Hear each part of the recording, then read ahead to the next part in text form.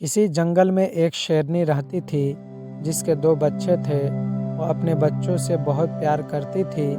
जब तक बच्चे छोटे थे तब तक शेरनी रोज़ाना उन्हें दूसरे जानवरों का शिकार करके लाती और खूब पेट भर कर उन्हें खिलाती। पर जब बच्चे थोड़े बड़े हुए तो उसने उन्हें भी शिकार पर ले जाना चाहा ताकि उन्हें भी शिकार करना आए। बड़ा बच्चा फौरन तैयार हो गया, लेकिन छोटा कहने लगा, मेरी तबीयत ठीक नहीं है, कुछ दिनों बाद चलूँगा, आज नहीं कल वगैरह जैसे बहाने बनाने लगा। बड़ा बच्चा माँ के साथ शिकार पर जाने लगा। कुछ दिन और बीत गए, पर छोटा बच्चा अब भी शिकार पर जाने के लिए राज़ी ना हुआ। दरअसल वो बहुत काहिल था। वो सोचता था कि जब बैठे बैठाए खाने को मिल जाता है तो मैं मेहनत क्यों करूं।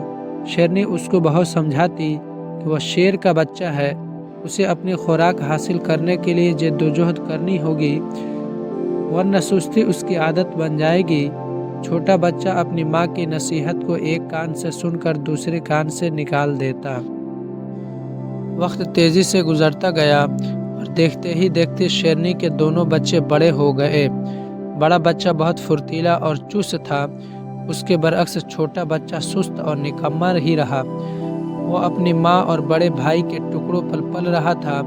एक दिन जंगल में शिकारी आया और उसने शेरनी को अपनी गोली का निशाना बना दिया।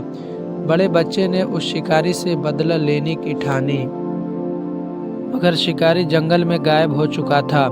बड़ा बच्चा अपने भाई के पास वापस आया और उससे कहा कि देखो भाई, माँ के बाद तुम मेरे अपने हो, हमारी अपनी कमज़ोरी के बायस जान गंवाने बैठी। मैं डरता हूँ कि कहीं तुम्हारी सुस्ती और काहिली तुम्हें नुकसान ना पहुँचा दे, इसलिए अब तुम सुस्ती छोड़ो और मेरे साथ शिकार पर जाया करो। यह सुनकर छोटा शेर गुस्से से भड़क उठा और दहाड़ कर बोला, तुम मुझसे हसद करते हो, मेरी परवाह मत करो, मुझे खुदा ने पैदा किया है, वही मेरी हिफाजत करेगा, वही मुझे रिस्क देगा। इस पर शेर बोला, बेशक खुदा राज़िक है, उसने सबको पैदा किया और वही सबको रिस्क भी देता है, पर साथ ही वो ये भी कहता है कि तुम मेहनत करो, उसका फल मैं तुम्हें दूंगा।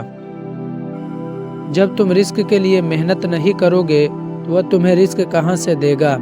इस पर छोटा शेर बोला, मुझे ये नसीहत देने की ज़रूरत नहीं, मैं अपना अच्छा बुरा खूब समझता हूँ। अपने छोटे भाई की इस हठधर्मी पर बड़े शेर को बहुत दुख हुआ और वो खामोश होकर चला गया।